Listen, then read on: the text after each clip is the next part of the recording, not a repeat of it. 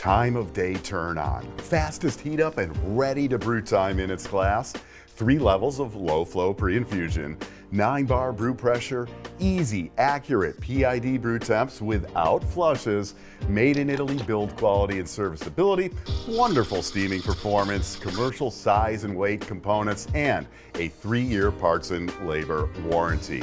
Hey, espresso lovers, Marc here from Whole Latte Love, excited to bring you the new Gaggia Classic UP. You know, in the last couple of years, Gaggia has been making big moves with their espresso machines, from adding a brass boiler with the Classic E24 to the debut of their best value dual boiler, the Classic GT. The OG Classic has long been considered the best value in premium entry-level machines, a favorite of thousands of worldwide users. For decades, it's been a popular canvas for modders and home enthusiasts. The new Classic UP is a true upgrade from the OG. It packs in features popular with the mod crowd, but goes further. I think this is the easiest to use, most feature-rich, true machine-grade PID single boiler machine available. And in the US, it's priced well below other options in that class. So coming up, I'm gonna take you through the Classic UP. We'll make a latte start to finish, check the build quality and parts, display and programming, how to operate the machine, including those 3 levels of pre-infusion and what those can do for you. Show you what comes in the box, some very useful surprises there, like an all-new extra drip tray. We'll look at latte art capabilities, and I've done a ton of deep testing on this machine, so I'll cover all the data on key performance metrics and see how the Classic UP compares to other single boiler PID machines like the Lelit Victoria, Rancilio Silvia PID, and the Profitec Go.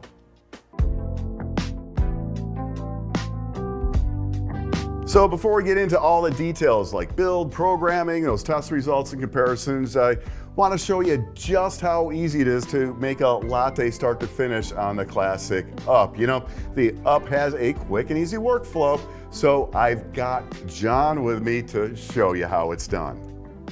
All right, John, thanks for coming in and showing us how easy it is to make a latte on the Gaggia Classic UP. What are we using here? Absolutely, we got 17 grams of ground coffee right here with the MDF 55. I already ground that up just to save a little time. That's right, and this is the tamper that comes with the Gaggia Classic UP. Really nice fit. Beautiful. All right. And let's go ahead and put this right into the group. And I see we do have the, just the lowest pre-infusion just to prevent channeling turned on up there. That's right. You're gonna weigh our shot. There we go. Yep, my scale's tared down here. There was that pre-infusion. Now into the normal brewing, and we're doing a 1 to 2, right? So we're looking for 34 out. That's exactly right. So 3, 4, we're at about 10 seconds. Yeah, we're gonna be pretty close to about maybe 25 seconds is kind of my goal. Within a window is just fine. I'm not worried about that. Yeah. Here we go. Let's see how you did there. Hey, not too bad. 34. Less than a gram. We're okay with that. Yeah, and I'm at 35.1. Yeah, click on steam mode here just by pressing that button. And great time to get the milk ready while we're heating up. That's right. Yeah, usually, it takes about 45 seconds or so to get all the way up to steam temperature, but depending on where the machine was before you went there, right? That's right. Yeah, and you can usually steam before 45 seconds anyway. Yeah, I'm usually 20 to 30 seconds. You do not have to wait for full steam temperature. No, and the other thing that you can do, you can, during this time, not only get your milk ready, you can also get your puck out of the portafilter. So there's plenty to do I'll during knock this time. for you. Oh, thanks, Mark. There we go. And I like to give this a little Of course, stir. We got the nice dry puck there because of the 3-way solenoid. And machine on, portafilter in, machine off, portafilter out, That's right. That's right. All right. I think we're probably good to get some steam here. Let's see. Oh, yeah. No problem. We got stock single hole tip here. There is an optional 2-hole tip that steams a little faster, gives you maybe a little different kind of a roll. I know you played with that and liked it. I really enjoyed it, yeah. Yeah, but also getting no problem on the single hole tip either. I'm really just looking for a nice roll. Mm-hmm. There we go. And I think that's probably all of the infusing that I'm gonna do, all the actual aeration I'm gonna do. I'm gonna kind of sink the tip at this point and just kind of ride it out. And we've got a nice whirlpool going too, so I'm not worried about that. And we're getting nice and hot. Yeah, let's go ahead and stop it. While you're taking it off, I'm going to hit the steam off right now. Oh, sure, yeah. So we don't continue to heat that boiler. No need to do that once we're done. All right. Now, let's see what I've got here. Got some nice looking milk. Now let's give this a nice pour. Okay. See if I have any skills today, Mark. You usually do. Every now and then. I have man, faith. You know. One, just a little like Rosetta thing. What do you think? I think that's beautiful. Beautiful. All right. Nice. Very nice job, John. Now, I did bring my Pyrex along so that I can do the cool down here, show you how that's done. Now, I had already taken out of steam mode. So to cool down the boiler, this is pretty much required on any single boiler machine. It's going to open up the steam valve a little bit on the Gaggia Classic up here. We're going to push the steam and the brew switch. That's going to introduce water into the boiler. We're going to let it run until we get pretty much a solid stream out of there. And when you hit both switches there, you won't get water out of the group. So turn it off. We got our solid stream. And that's the cool down on that. We're ready to go. Now, if I hadn't turned that steam switch off, once you do that cool down, you want to make sure you get that off if you're not going to be steaming again. Right, that makes sense. And that's easy. A really nice, clean, easy process on this single boiler PID Gaggia Classic Up. John, thanks so much. Thanks, Mark. All right.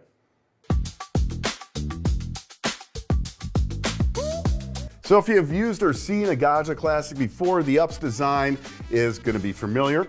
Made in Italy, the Up houses all of its components in a one-piece stainless steel frame. It's available now in black with a brushed stainless option coming soon. And if you're upgrading from an older Classic, the Up is compatible with the same pro brewing accessories like shower screens and holding plates, precision filter baskets, and premium vitamin wood components. The Up has a red accented drip tray, a motif on all their newer machines. 3 toggle switches control power, brewing, and steaming, and a color TFT with capacitive touch buttons handles info display and programming. Now, since you can't touch and feel those switches, I've got to tell you they are very robust. I banged them, abused them, put more than 20 pounds of force on them. I struggle really to do that, and they've taken everything I've dished out. Don't worry, these are solid. Up top, the cup warming surface heats passively from the boiler. Underneath, the panel lifts off for filling the 2.1 liter water tank. That tank removes from the front of the machine for filling as well. A removable telescoping decompression duct routes water from the 3-way solenoid valve into the standard drip tray with clearance for 2 3/4 inch cups. A second shorter drip tray comes with the Up. It has 4 inches of clearance for larger cups and brewing with a scale. I use a scale all the time and I love that extra height. Thank you very much, Gaggia. Capacity is of course reduced in that smaller tray, but I was able to pull 10 shots and still had more room in there for blow off from the decompression duct. If you happen to get a little too much liquid in that short tray, no big deal. It's closed on 3 sides, so just lift up the front and pull it out. You can do that without making a mess. If you have an OG Classic, the shorter drip tray is available individually for an upgrade. The commercial size and weight stainless 58mm portafilter is a new design, the same one used on the dual boiler Classic GT. The ergonomic handle has a shape that sits flat on a counter for easier, even tamping. The steam wand is fully articulated with a stock single-hole tip. An additional 2-hole tip is available to purchase, and I'm going to cover performance of both tips later in the video. Front and center, a brew pressure gauge which reads from a tap off the boiler. Static brew pressure is 9 bar and not adjustable. Now, a lot of machines measure pressure way back by the pump. The Up measures much closer off the top of the boiler where the steam valve attaches for more accurate pressure readings. Under the hood, the star of the show is Gaggia's newer high-performance 3.35 ounce lead-free brass boiler. It's the same core design you'll find in the Classic E24 and even in their dual boiler Classic GT, just with a few tweaks for steam and pressure taps and the 2 PID probes for brew and steam temps, so it's not fully interchangeable with those other models. At the end of the day, the Classic Up, it's a true espresso machine. Yeah, there are cheaper plasticky options out there with PID thermo blocks or thermojet systems, but no heated group on the majority of those. And honestly, in my experience, those types of products have pretty weak thermal performance. Just because it says PID on the box doesn't mean you're getting stable, accurate brew temps. Now, when it comes to build quality, performance, longevity, and repairability, those other products are just not in the same league. You know, I've been inside these machines for 15 years, and I still hear from folks bringing decades-old classics back to life after serious abuse. This thing, it is built to last. Those cheaper plastic machines, when something goes wrong, you know, they're probably gonna end up in a landfill. Like I said earlier, I've been using semi-automatic espresso machines for about 15 years now, starting in the days when PID control was just taking off. Back then, and even in a lot of machines now, you get into setting temperatures and other items by pressing two buttons and using those buttons to navigate to parameters, often with cryptic characters, you don't know what they mean. And then you use those buttons to make adjustments. Well, that worked, but not exactly an easy, elegant user interface. Now, things have improved over the years with better labeling and easier adjustment, but even now, a lot, if not most machines have somewhat ancient, minimal LCD displays. Think, like clock radios back in the 80s, kind of really old school.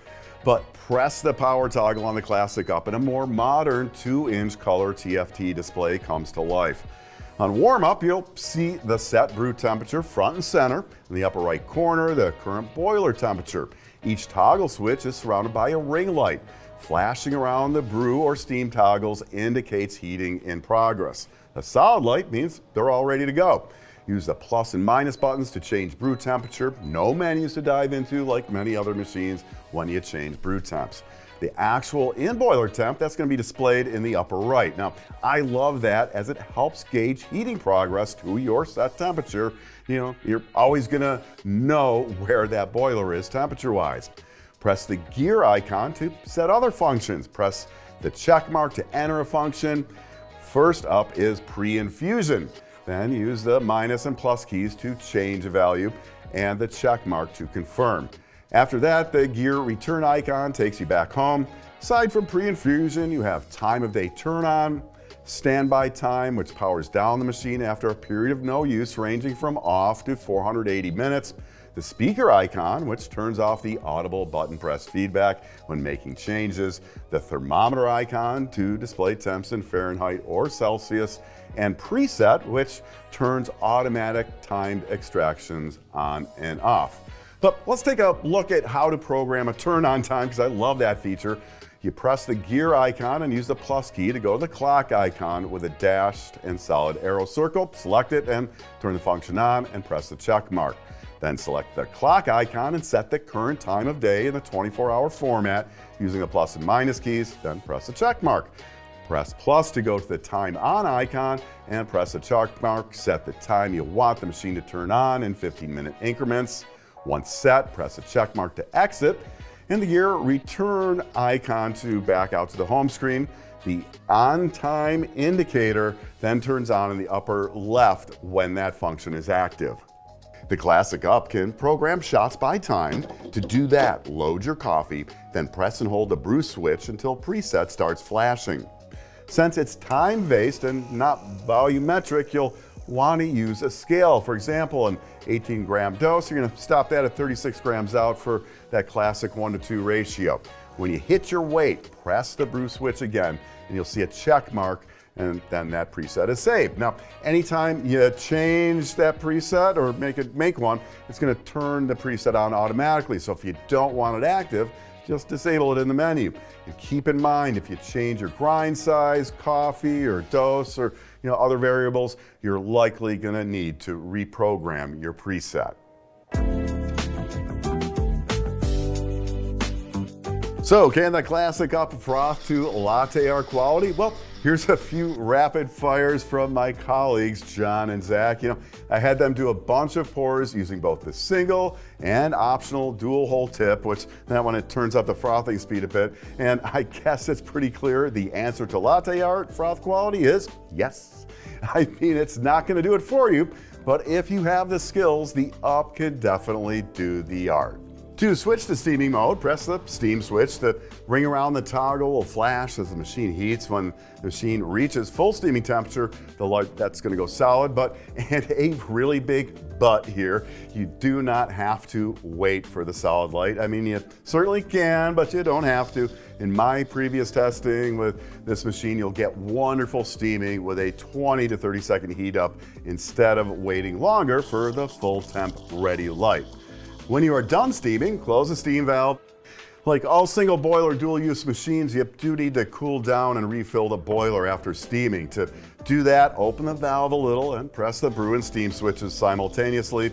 Leave the valve open until you get a solid stream of water from the wand. Then press the brew and steam switch again to turn off the pump and close the valve. On the Classic UP, this must-do process is the fastest and cleanest of any single boiler PID machine we're going to see in this video. And you gotta love a faster and cleaner workflow. Now, getting hot water from the machine for, say, an Americano or other uses is the same process. Just open the steam wand and toggle the brew and steam switch. When you do this, no hot water is going to dispense from the group. When you have the water you want, close the valve and press the brew and steam switch to stop the pump.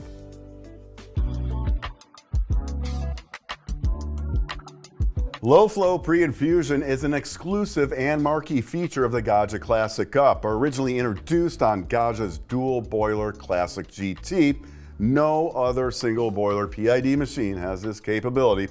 There are 3 presets and timing is different on North American and EU models.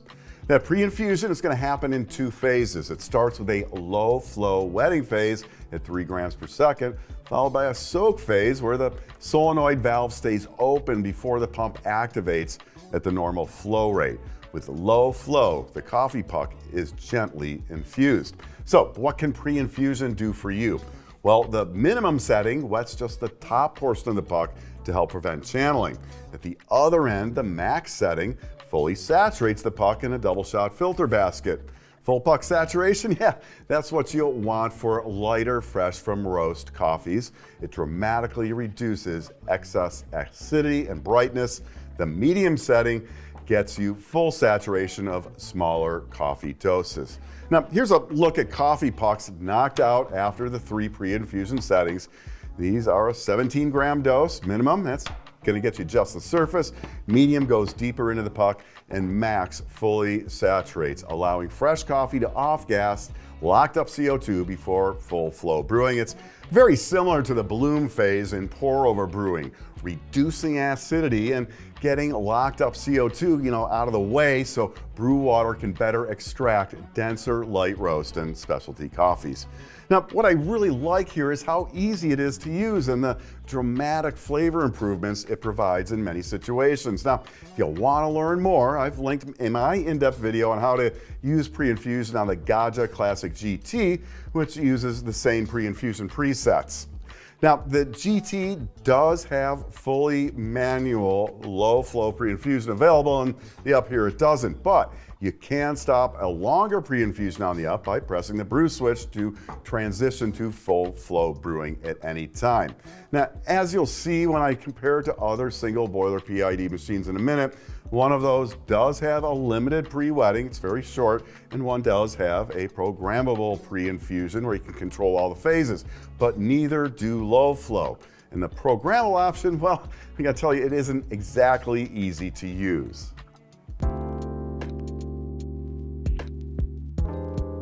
So when I get a new machine in, I always do a lot of performance tests. So I'm going to have some real data on how it performs and how performance and features compare to similar products. Now, I'll summarize and graph out the results here, but I have put links to videos with the full test sequences in this video's description.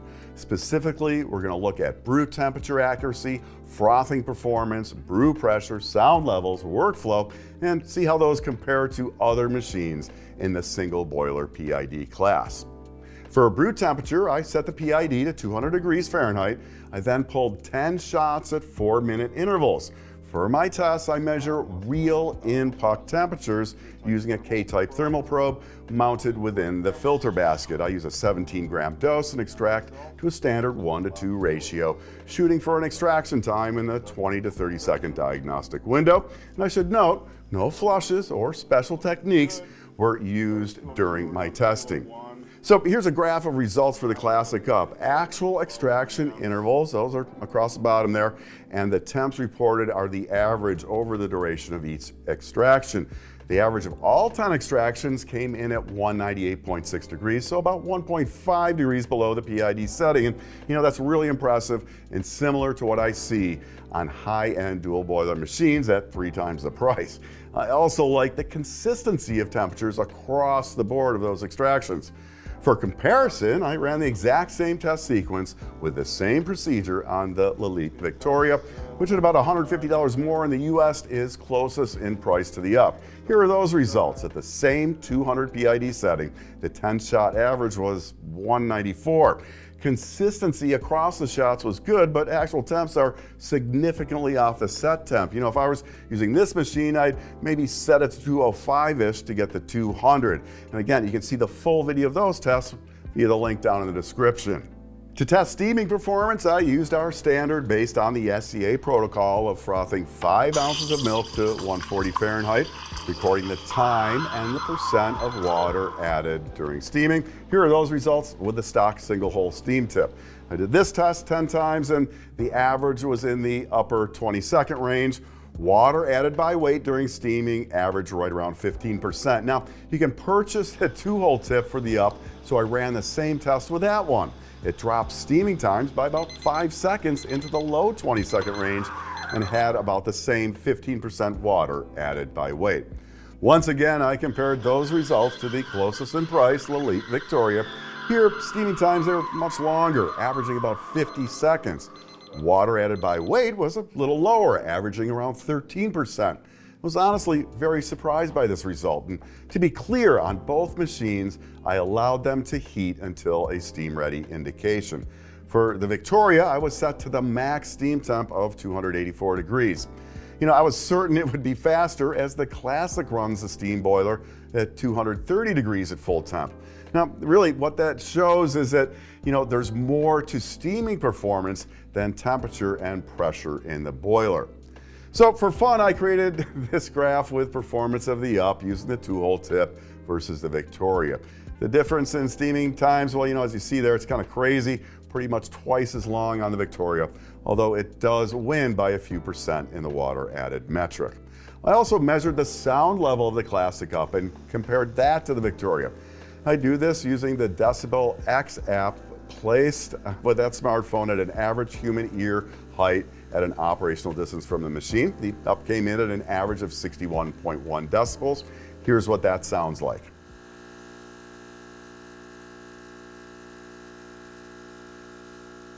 The Victoria came in at an average of 75.6 decibels, quite a bit louder than the Classic UP, and here's a listen to what it sounds like.